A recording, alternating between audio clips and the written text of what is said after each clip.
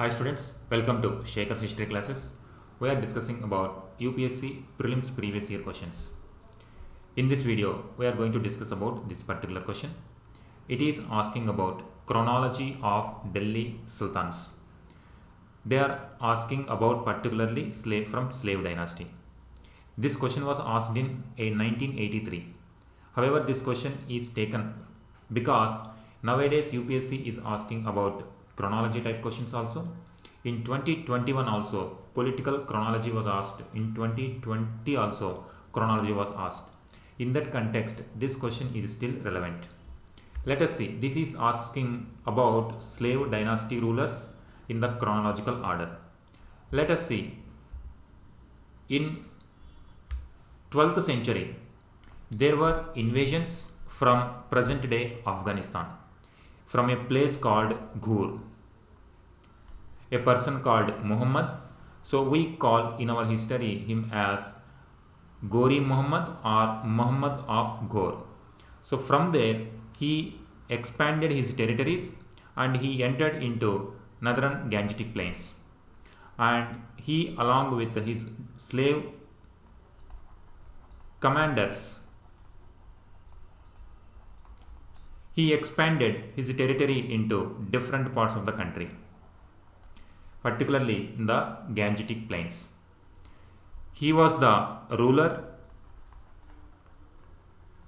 Muhammad Ghor. He was the ruler based in Ghor, present day Afghanistan.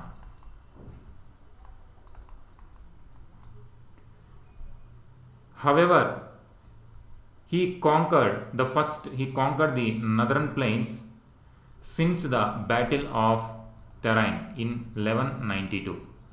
In 1191 also a Battle of Tarain took place. That was first Battle of Tarain.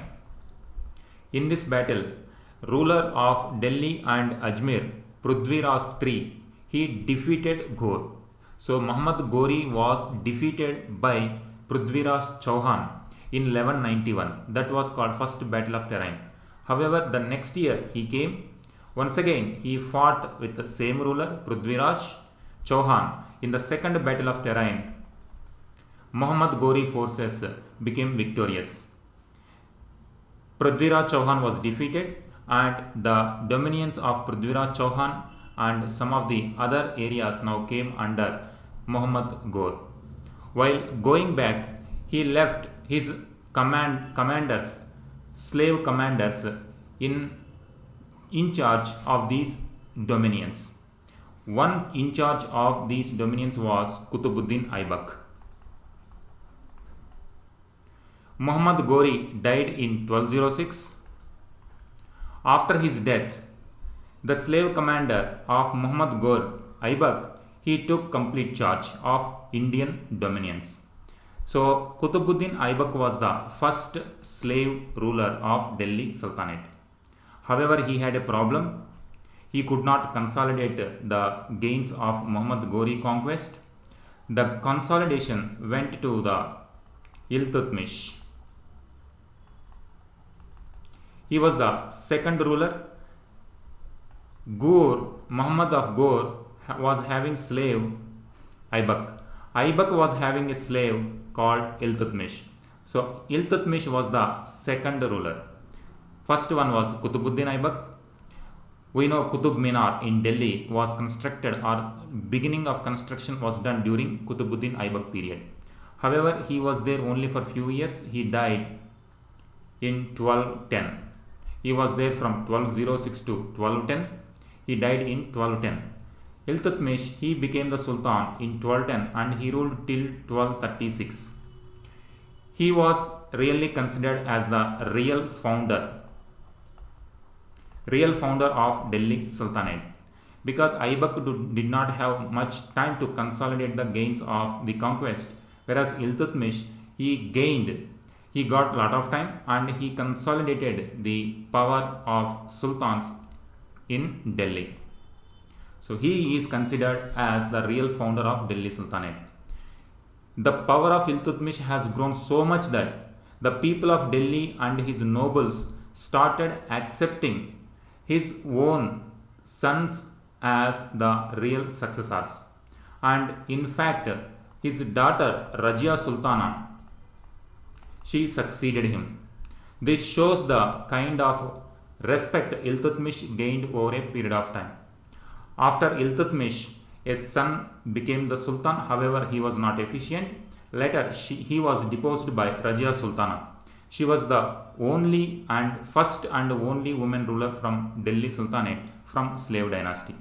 Later, she was killed. She was there as ruler only from 1236 to 1240, only 4 years. She was killed.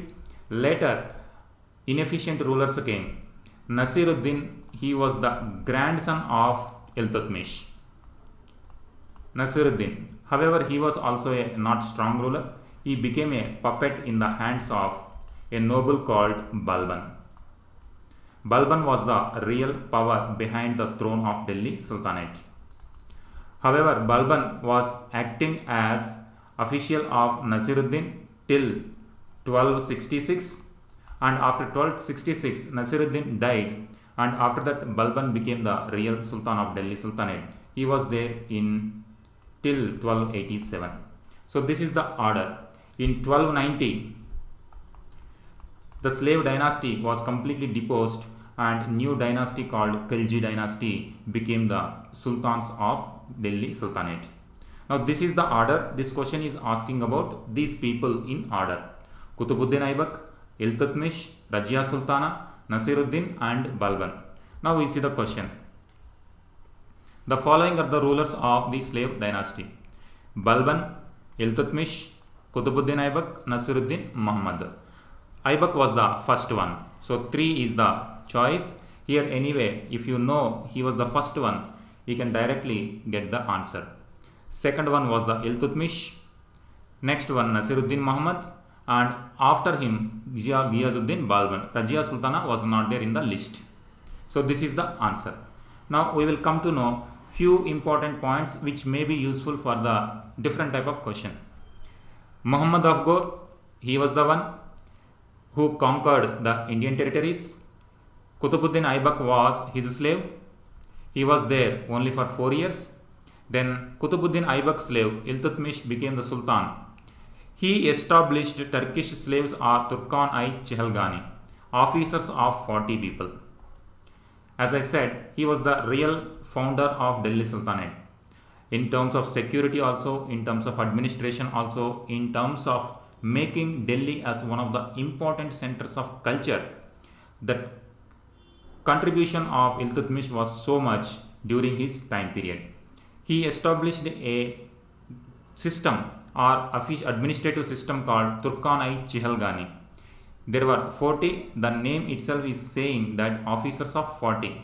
However, 40 people may not be there. Less than 40 were the officers. However, the name came for this system, administrative department, that is Turkan-i Chehalgani.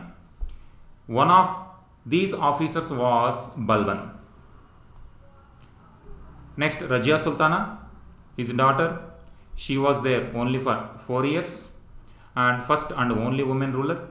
Then after her Nasiruddin Muhammad, he tried to become the Sultan. He was there for some time, but however he was puppet in the hand of Balban. The importance of his regime was a historian called Minhaj-i-Siraj. He has written a book called Tabaqat-i-Nasri. It is very important. UPSC can give list of historians and their works like Al-Biruni, Kitab al-Hind, Minhaj-Siraj, Tabaqat-i-Nasri and Ziauddin Barani. So like that, UPSC can ask this as a part of matching statement. That is why Tabaqat-i-Nasri, written by Minhaj-i-Siraj, he was there during the time period of Nasiruddin Muhammad. Not only he worked, he dedicated his work to him. So this is the significance of Nasiruddin Muhammad, even though he was not a capable ruler.